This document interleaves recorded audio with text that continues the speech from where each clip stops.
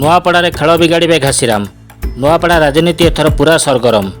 BJD ବରିଷ୍ଠ ନେତା ରାଜେନ୍ଦ୍ର ଢୋଲକିଆଙ୍କୁ ପ୍ରାର୍ଥୀ କରିଥିବା ବେଳେ ବସନ୍ତ ପଣ୍ଡାଙ୍କ ପୁଅ ଅଭିନନ୍ଦନଙ୍କୁ ଟିକେଟ୍ ଦେଇଛି ବିଜେପି।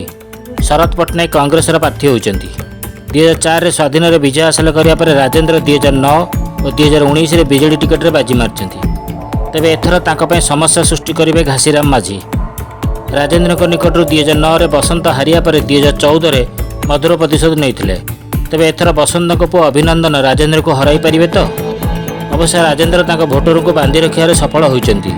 ତେବେ ଏହାସବୁ ମଧ୍ୟରେ ଘାସିରାମ କାହାର ଭୋଟ କାଟିବେ?